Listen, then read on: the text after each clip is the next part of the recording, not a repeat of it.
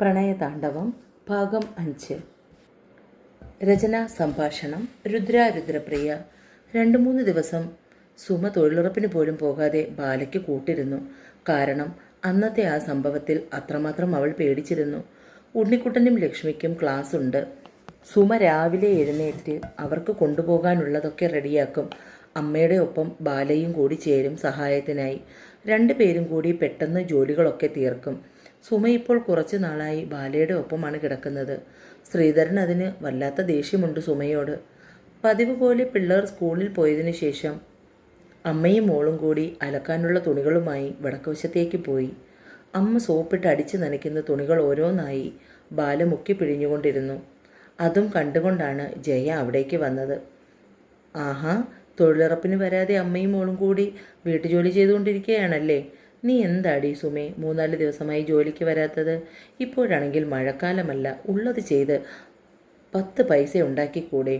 ജയയുടെ ചോദ്യം കേട്ടപ്പോൾ സുമ അതിന് തെളിച്ചമില്ലാത്ത പുഞ്ചിരി സമ്മാനിച്ചു. ഇവളെ വീട്ടിലാക്കി ജോലിക്ക് വരാൻ എനിക്ക് പേടിയാണ് ജയെ. അടരാൻ വെമ്പുന്ന കണ്ണുനീർ തുള്ളിയെ കൺകോളിൽ തളച്ചിട്ടു ഒഴുകാൻ അനുവദിക്കാതെ സുമ പറഞ്ഞു. നീ ഇങ്ങനെ എത്ര നാൾ ഇവൾക്ക് കൂട്ടിരിക്കും സുമേ? ജയയുടെ ചോദ്യം കേട്ടപ്പോൾ തളർന്ന പോലെ സുമ അലക്കുകല്ലിലിരുന്നു പോയി.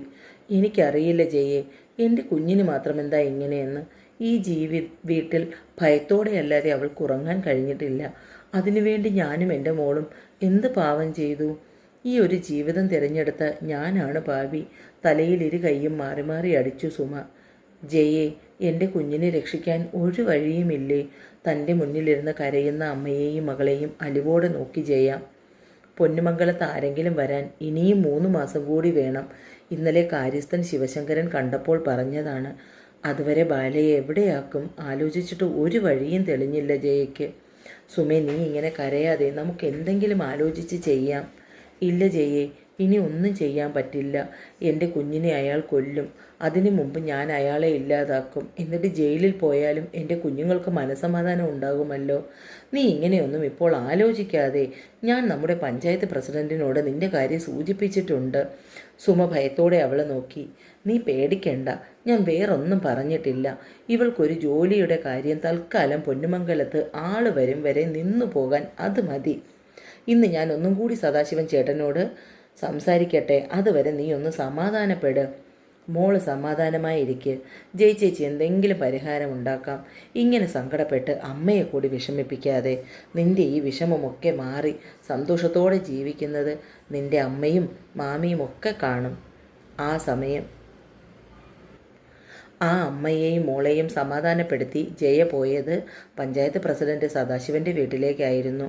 പ്രസിഡന്റേ മുറ്റത്ത് നിന്ന് വിളിച്ചു കൂവി ജയ. ആരാ സദേട്ടാ? രാഗിണി പുറത്തേക്ക് വന്നു. നീ ആയിരുന്നോ ജയയെ വിളിച്ചു കൂവിയെ? പ്രസിഡന്റ് ഇല്ലേ രമണി ചേച്ചി? ഉണ്ടടി, കുളിക്കുവാണ്. ഒത്തിരി നാളായില്ലേ കണ്ടിട്ട്. നീ ഇവിടെ ഇരി. പണിയൊക്കെ ഉണ്ടോ? ഉണ്ട് ചേച്ചി.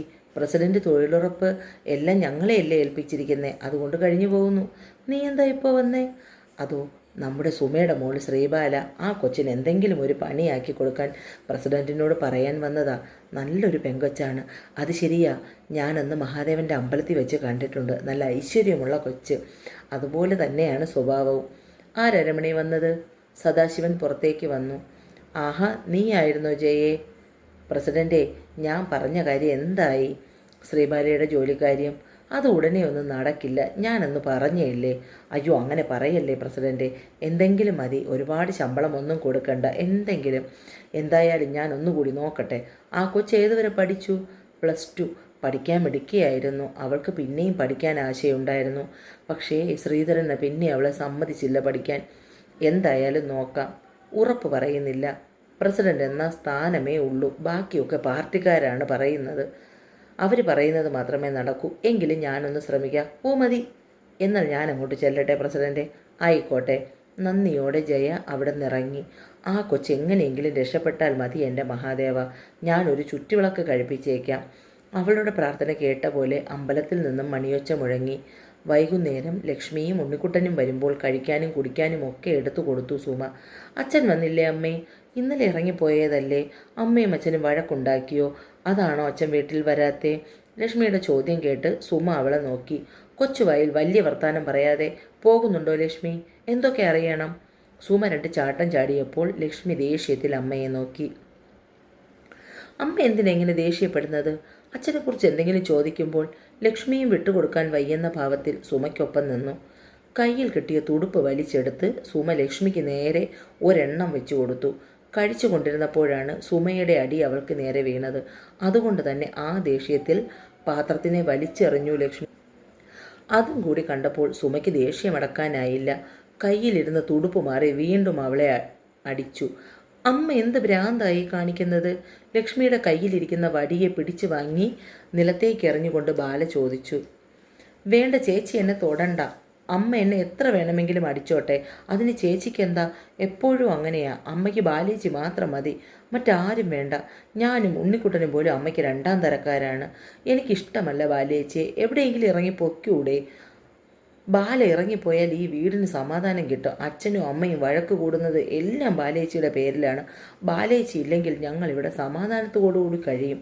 ലക്ഷ്മി അവളുടെ വാക്കുകളിൽ വിഷം ചീറ്റി. ലക്ഷ്മിയുടെ വായിൽ നിന്ന് കേട്ടതൊക്കെ അവളുടെ ഹൃദയത്തിൽ കൊണ്ടു. ബാല എല്ലാം കേട്ടുകൊണ്ട് പിന്തിരിഞ്ഞു റൂമിലേക്ക് നടന്നു. സുമ പിന്നാലെ വിളിച്ചതൊന്നും അവൾ കേട്ടുകൂടിയില്ല. റൂമിനകത്ത് കയറി വാതിൽ ചാരി കട്ടിലിലേക്ക് വീഴുമ്പോൾ ലക്ഷ്മി പറഞ്ഞ വാക്കുകളായിരുന്നു അവളുടെ മനസ്സ് നിറയെ. ശരിയാണ്, ഞാനിവിടെ നിന്നും പോകുന്നതാണ് എല്ലാവർക്കും നല്ലത്.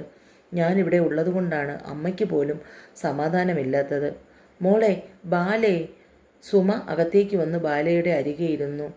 ലക്ഷ്മി പറഞ്ഞതൊന്നും മോൾ കാര്യമാക്കരുത്. അങ്ങനെ എന്തെങ്കിലും മനസ്സിലുണ്ടെങ്കിൽ അമ്മയെ ഉപേക്ഷിച്ച് പോകണമെന്ന് തോന്നിയാൽ നീ ഇവിടെ നിന്ന് ഇറങ്ങുന്നതിൻ്റെ അടുത്ത നിമിഷം അമ്മ ഈ ഭൂമിയിൽ പിന്നെ ഉണ്ടാകില്ല. ഇത്രയും കാലം ഞാൻ കഷ്ടപ്പെട്ടതും ഇത്രയും വേദന സഹിച്ചതുമൊക്കെ ഒരു നിമിഷം കൊണ്ട് വെറുതെ ആകില്ലേ? ഉറപ്പുണ്ട്, എൻ്റെ മോളുടെ ഈ വിഷമങ്ങളിൽ നിന്നെല്ലാം നിന്നെ കൈപിടിച്ച് കയറ്റാൻ ഒരു രാജകുമാരൻ വരുമെന്ന്. അതുവരെ എൻ്റെ പൊന്നുമോള് അമ്മയെ വിട്ടു പോകരുത്.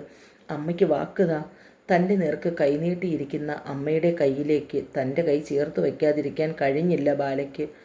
തൻ്റെ പൊന്നുമോളെ നെഞ്ചോട് ചേർത്ത് പിടിച്ച് സുമ അവളുടെ മുഖം മുഴുവൻ ചുംബിച്ചു. ഇതെല്ലാം കണ്ടുകൊണ്ട് പുറത്തു നിന്ന ലക്ഷ്മിയുടെ കണ്ണുകളിൽ ബാലയോടുള്ള പക ആളിക്കത്തി. രാത്രിയിൽ കുടിച്ച് വശം കെട്ടാണ് ശ്രീധരൻ വീട്ടിലേക്ക് വന്നത്. ഉണ്ണിക്കുട്ടാ, ലക്ഷ്മിക്കുട്ടി. മുറ്റത്തെത്തുമ്പോൾ തന്നെ കേൾക്കാൻ നിലവിളി. പഠിച്ചുകൊണ്ടിരുന്ന പിള്ളേരെ രണ്ടും കൂടി ബുക്ക് മടക്കി വെച്ചുകൊണ്ട് മുറ്റത്തേക്ക് ഓടി. അച്ഛൻ്റെ മക്കൾ വന്നോ? കയ്യിലിരുന്ന കവർ അയാൾ മക്കൾക്ക് നേരെ നീട്ടി. എവിടെ നിങ്ങളുടെ അമ്മ? എൻ്റെ സുമ. അമ്മ ചേച്ചിയുടെ അടുത്തുണ്ട്. അവൾ ഏത് നേരവും ചേച്ചിക്ക് അടയിരിക്കട്ടെ. മക്കളിത് കൊണ്ടുപോയിരുന്ന് കഴിച്ചോ? ഉണ്ണിക്കുട്ടൻ പൊതിയും കൊണ്ട് ഓടി അകത്തേക്ക് കയറിയപ്പോൾ അയാൾ ലക്ഷ്മിയെ അമർത്തിപ്പിടിച്ചു. മോൾ അച്ഛൻ്റെ കൂടെ വന്നാൽ മതി. അയാൾ എന്നാൽ ഇത് കണ്ടുകൊണ്ട് വന്ന സുമ ശ്രീധരനെ പിന്നിലേക്ക് തള്ളി ലക്ഷ്മിയെ വലിച്ചു മാറ്റി. കയറി പോടി അകത്ത്, അവൾ അച്ഛനെ താങ്ങാൻ വന്നിരിക്കുന്നു. ഈ അമ്മയ്ക്കിത് എന്തിൻ്റെ സൂക്കേടാണ്? പറഞ്ഞുകൊണ്ട് ലക്ഷ്മി ഉണ്ണിക്കുട്ടൻ്റെ അടുത്തേക്ക് പോയി. ശ്രീധരേട്ടനോട് ഞാൻ പലതവണ പറഞ്ഞിട്ടുണ്ട്, പ്രായമായ പെൺകുട്ടിയാണ് ലക്ഷ്മി, അവളുടെ ശരീരത്തിൽ ആവശ്യമില്ലാതെ തുടരുതെന്ന്. എൻ്റെ മോളെ ഞാൻ ഇനിയും കെട്ടിപ്പിടിക്കും. അത് ചോദിക്കാൻ നീ ആരാടി ചൂലേ? സുമയെ അയാൾ ശക്തമായി പിന്നിലേക്ക് തള്ളി. മറ്റവളെ നീ കൊണ്ട് ഭദ്രമാക്കി വച്ചിരിക്കുകയല്ലേ? അപ്പോൾ എനിക്ക് എൻ്റെ ആവശ്യങ്ങൾ നടക്കണ്ടേ? നീ അവൾക്ക് പെറ്റി കിടക്കുകയല്ലേ? അപ്പോൾ പിന്നെ എൻ്റെ കാര്യങ്ങൾ എങ്ങനെ നടക്കും? വഷളത്തരത്തോടെ സുമയെ തന്നിലേക്ക് ചേർത്ത് പിടിച്ചു ശ്രീധരൻ. നീയും തരില്ല. സുമയെ ചേർത്ത് പിടിച്ചുകൊണ്ട് മുഖം അവരുടെ കഴുത്തിലേക്ക് ചേർത്ത് വയ്ക്കാൻ നേരത്താണ് ഉണ്ണിക്കുട്ടൻ ഓടി പുറത്തേക്ക് വന്നത്. സുമ പെട്ടെന്ന് അയാളെ തള്ളി മാറ്റി അകത്തേക്ക് പോയി. രാത്രിയിൽ ഭക്ഷണം കഴിക്കാൻ എല്ലാവരും ഒരുമിച്ചാണ് ഇരുന്നത്. കുറേ ദിവസത്തിന് ശേഷമാണ് ബാല ശ്രീധരൻ്റെ മുന്നിൽ വന്നിരുന്നത്. അയാളുടെ കഴുകൻ കണ്ണുകൾ അവളെ കൊത്തിപ്പറിക്കുന്നുണ്ടായിരുന്നു. എന്നാൽ മുഖം പോലും ഉയർത്തി നോക്കാതെ ഭക്ഷണം വാരിക്കഴിച്ച് അവൾ വേഗം മുറിയിൽ പോയി കതക് ചാരി കുറ്റിയിട്ടു. അന്നത്തെ ദിവസം എന്തായാലും സുമയ്ക്ക് ശിവരാത്രിയായിരുന്നു. കുറച്ച് ദിവസമായി ബാലയുടെ ഒപ്പം മുറിയിൽ കിടക്കുന്നതിൻ്റെ മുഴുവൻ ദേഷ്യവും അയാൾ തീർത്തു. ചവച്ചു തുപ്പിയ ചണ്ടി പോലെ ആക്കി കളഞ്ഞു അവരെ. അടുത്ത ദിവസം രാവിലെ ലക്ഷ്മിയും ഉണ്ണിക്കുട്ടനും എഴുന്നേറ്റ് വന്നിട്ട് പോലും സുമയ്ക്ക് കിടക്കുന്നിടത്തു നിന്നും എഴുന്നേൽക്കാൻ കഴിഞ്ഞില്ല. തുടരെയുള്ള ഉണ്ണിക്കുട്ടൻ്റെ വിളിയൊച്ച കേട്ടാണ് ബാല കതക് തുറന്ന് പുറത്തേക്ക് വന്നത്. അമ്മ എഴുന്നേൽക്കുന്നില്ല ചേച്ചി, വയ്യ എന്ന് പറയുന്നു. എനിക്കും ലക്ഷ്മി ചേച്ചിക്കും സ്കൂളിൽ പോകാനുള്ളതാണ്. അമ്മയ്ക്ക് സുഖമില്ലെന്ന് കേട്ടതും ബാല വേഗം അമ്മയുടെ അടുത്തേക്ക് വന്നു. എന്ത് പറ്റി അമ്മയ്ക്ക്? വയ്യേ? സുമ നിറഞ്ഞ കണ്ണുകളോടെ തൻ്റെ മകളുടെ മുഖത്തേക്ക് നോക്കി. അമ്മയുടെ മുഖത്തെയും കഴുത്തിലെയും ഒക്കെ ചുവന്നു തടിച്ച പാട് കണ്ടപ്പോൾ നിറഞ്ഞു വന്ന കണ്ണുകൾ അമർത്തി തുടച്ചുകൊണ്ട് അവൾ അവിടെ നിന്നും എഴുന്നേറ്റ് അടുക്കളയിലേക്ക് പോയി. തുടരും രുദ്രപ്രിയ. കൂട്ടുകാരെ, നിങ്ങൾക്ക് എൻ്റെ സ്റ്റോറി ഇഷ്ടമാകുന്നുണ്ടെങ്കിൽ എന്നെ വായിക്കുകയും കേൾക്കുകയും ചെയ്യുന്ന പ്രിയപ്പെട്ടവർ സബ്സ്ക്രൈബ് ചെയ്ത് കൂടെ കൂടണേ.